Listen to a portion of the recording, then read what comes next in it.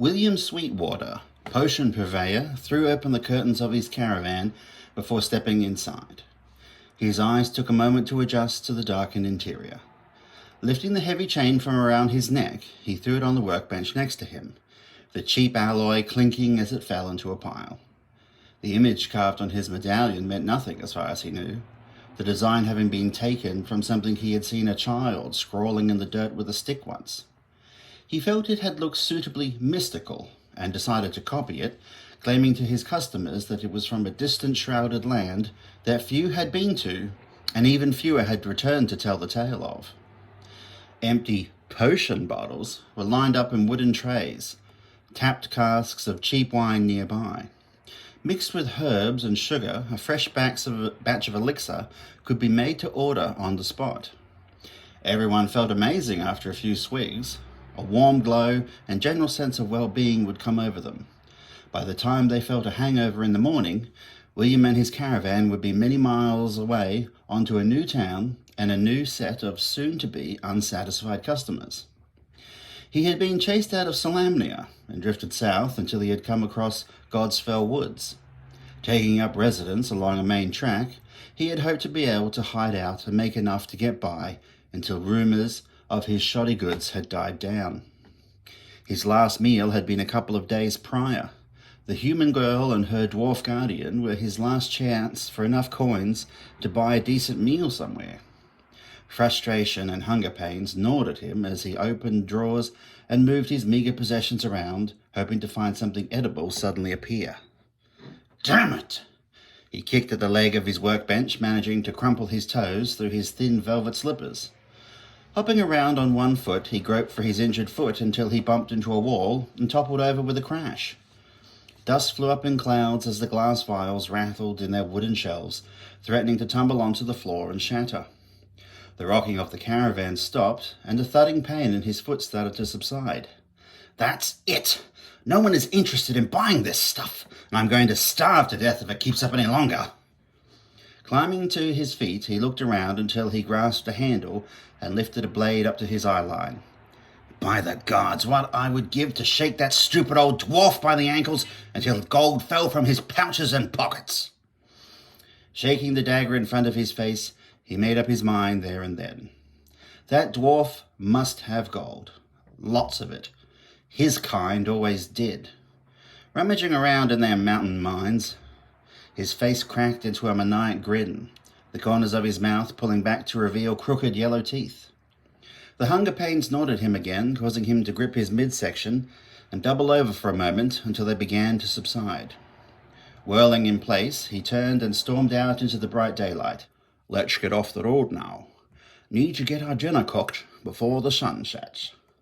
Hitch led the mules through the long grass at the side of the track. He had been on the lookout for the past couple of hours for a concealed spot to set up camp for the night. In a clearing there was a copse of trees like an island in the ocean of waving grass. Stepping down to lead the way and check for any unseen hazards, he led them across the grass and into the tree line until they disappeared from view. Tying the mules to a branch of a sturdy tree, they unhitched the wagon and quickly set up their camp. A hole was dug and a fire lit, the sticks burning down until they were glowing coals. The blackened cast-iron pot was hung until small wisps of smoke began to curl. Pieces of hard white fat were dropped until, popping and hissing, they rendered into a clear liquid. Fresh red pieces of meat sank beneath the surface, frothing bubbles popping and hissing. Cielo's aim had been true, and the meat frying in the pot had started out that day as several squirrels. Water soon followed, and spices were stirred through until a hearty stew had begun to form. Simple trail meals like this were a real treat compared to the cold, dried rations they might be forced to subsist off. They ate contentedly in silence, spooning the hot liquid and chunks of meat into their mouths until their bellies were full and their eyelids heavy. Grab a stick and push the dirt in on your side. Cielo did as she was asked, pushing the dirt in to snuff out the fire. This way they avoided the loud hissing noise and billowing white cloud of steam rising up to give away their position.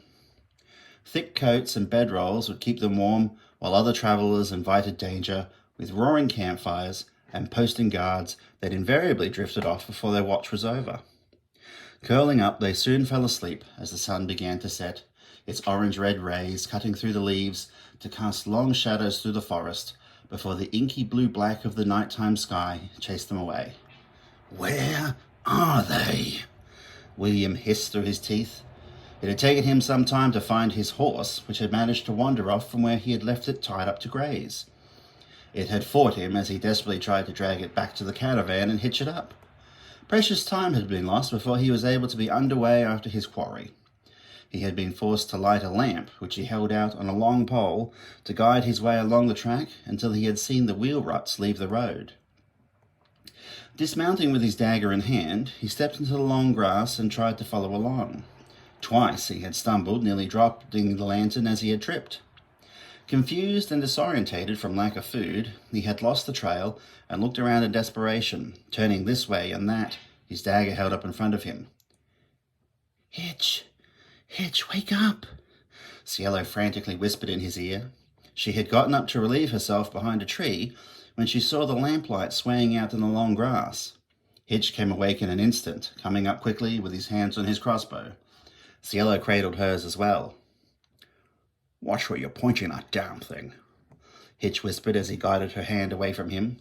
"Sorry," she mouthed as they hunched down and moved toward the tree line. They saw the figure in the lamplight, watching as the flames flickered off the metal of the dagger in their hand. "Who is it? What do they want?" she asked. "I know just as much as you right now, girl. Let's wait and see." Leaning against neighboring tree trunks, they sighted down their weapons.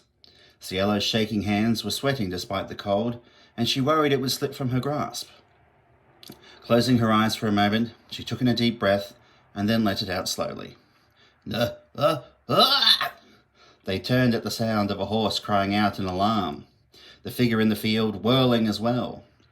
Then it appeared behind him, the silhouette of a man-sized creature who raised their arm high before bringing it down in a quick slashing motion. The lamplight caught the glimpse of the cruelly curved blade for a moment before it slashed across the man's back. He tensed, his whole body stiffening for a second before toppling down into the grass. The lantern flew in an arc through the air, a meteorite entering the atmosphere. The simple copper frame clanked to the ground, the wire guards protecting the glass from breaking. Another figure stepped forward, picking up the lantern and holding it above their head. "By Rerox's sacred beard." The creature in the lamplight was unlike anything Hitch had ever seen before in all of his years of traveling. A cruel nightmare of the human form, bent and twisted, a reptilian head topped by a hunched body of thick muscles. Rows of sharp teeth flashed in its maw as yellow eyes with black slit pupils scanned the darkness beyond. "Please, no," they heard the man begging weakly as the first creature approached. It looked down at its victim for only a moment before punching its arm down, driving the point of its blade through the man and pinning him to the soil below. Placing its foot on his back, it ripped back the blade in a sickening squelch of cracking bones and tearing flesh. Looking over, Hitch saw that Cielo had turned away, unable to keep her gaze on the alien beasts. They were so unnatural, so out of place that they could not have come from any corner of Krynn itself. Hitch worried that Cielo would pull the trigger on her crossbow without thinking, but couldn't risk trying to get her attention for fear of startling her. The two figures approached each other, and for a moment Hitch could only make out what sounded like gargling and hacking, evidently what passed as a language between them, before they turned and headed off through the long grass. They watched the swaying light of the lamp grow smaller until it reached the edge of the track and disappeared from view. "Are they gone now?" she asked, looking over towards Hitch. "That they are, girl. I can hear them fading into the distance, but I don't know which direction they're headed in. We'll be okay for now, though," he said, more trying to convince himself than the terrified girl with him.